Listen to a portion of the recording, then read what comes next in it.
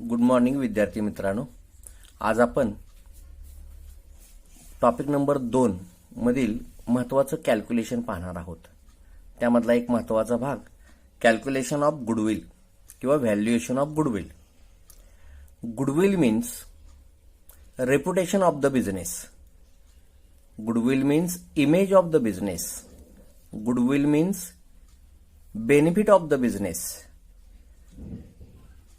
Goodwill means benefit, name, fame, reputation or image of business, which ultimately helps the business to earn more profits. It is also because of the honesty of business, ethics of business and hard work done by the all partners in the past years. Goodwill is calculated on the basis of part performances. There are two types of business.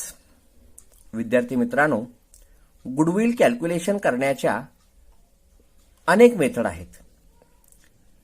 Calculation of goodwill, valuation of goodwill म्हणजे आपण बघतो balance sheet मध्ये goodwill दिलेलं असतं. हे goodwill म्हणजे asset आहे, fixed asset आहे.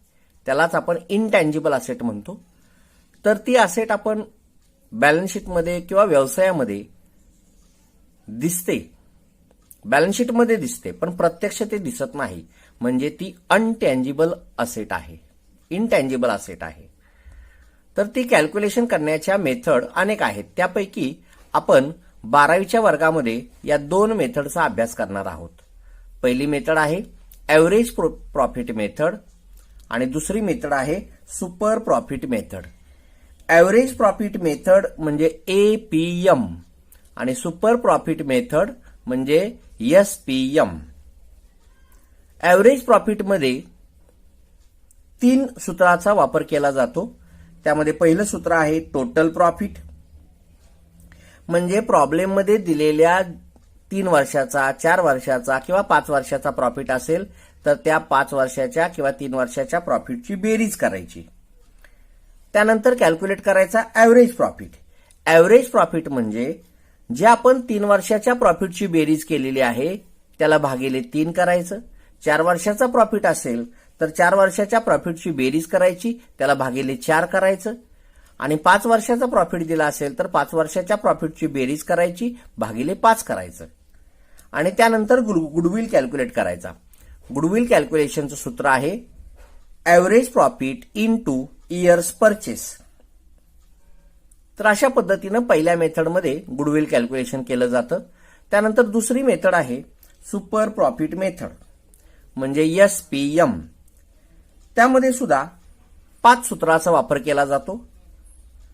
त्यामध्ये कॅपिटल एम्प्लॉयड म्हणजे कॅपिटल कॅल्क्युलेट करायचं किंवा कॅपिटलची बेरीज दिलेली असते. Normal profit, normal profit calculate करताना normal rate of return problem मध्ये दिलेला असतो. Percentage on capital employed, capital employed वर पर्सेंटेज कॅल्क्युलेट करायचं. आणि तिसरं सूत्र आहे ॲव्हरेज प्रॉफिट.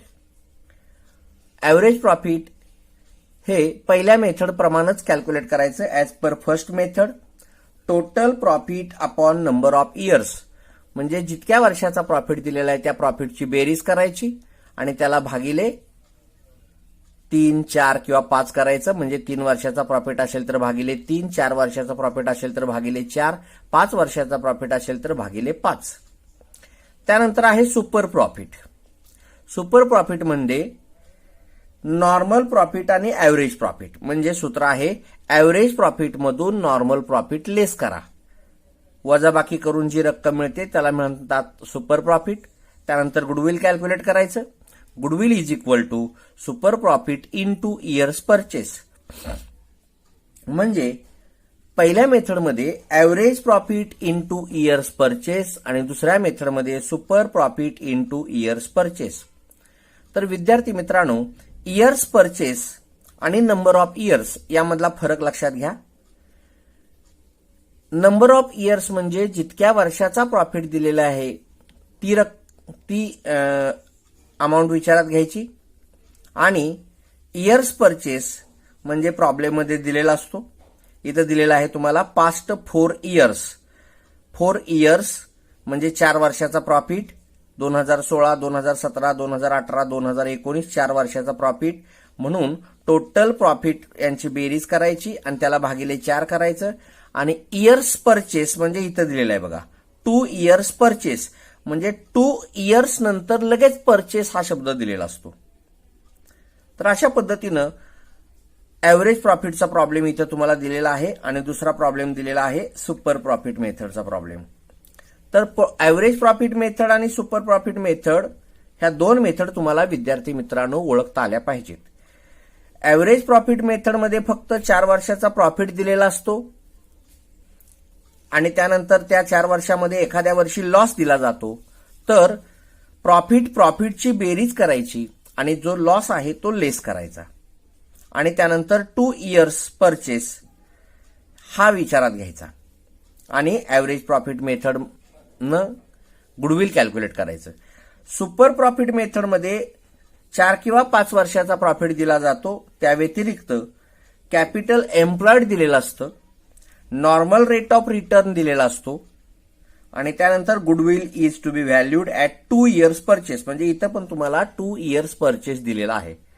तर अशा पद्धतीनं पहिल्यांदा तुम्हाला ऍव्हरेज प्रॉफिट मेथड आणि सुपर प्रॉफिट मेथड या दोन्ही पद्धतीचा प्रॉब्लेम ओळखता आला पाहिजे. म्हणजेच सुपर प्रॉफिटमध्ये कॅपिटल एम्प्लॉयड दिलेलं असतं, नॉर्मल रेट ऑफ रिटर्न दिलेला असतो आणि ऍव्हरेज प्रॉफिटमध्ये मात्र ह्या दोन ऍडजस्टमेंट दिलेल्या नसतात.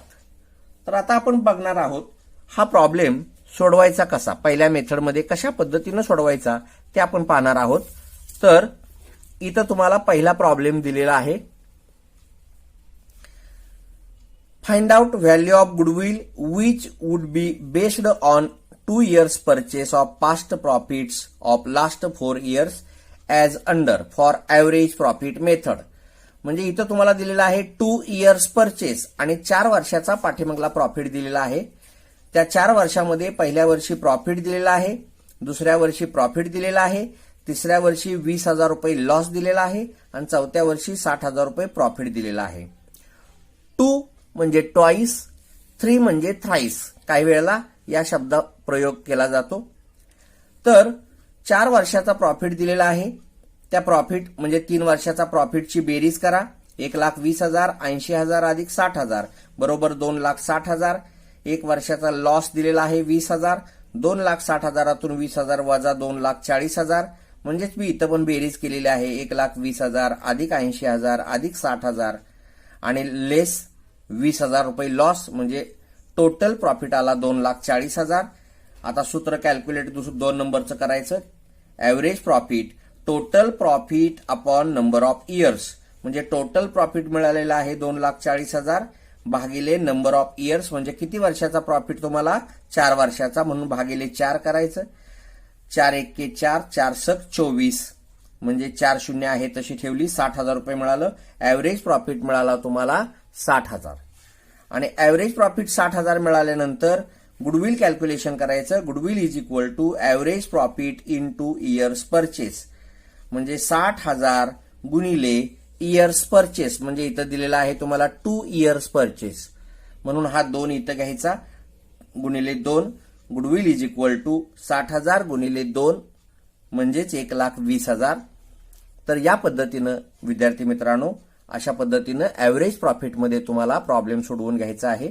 आता इथून पुढचे आपल्याला व्हॅल्युएशन ऑफ गुडविल किंवा कॅल्क्युलेशन ऑफ गुडविलचे प्रॉब्लेम पाहायचे असतील तर इथं तुम्हाला मी 3 प्रॉब्लेम दिलेले आहेत. ते तुम्ही सोडवण्याचा प्रयत्न करा. यापैकी कोणती गोष्ट समजली नसेल तर पुढच्या व्हिडिओमध्ये मी ती सोडवून देतोय. धन्यवाद.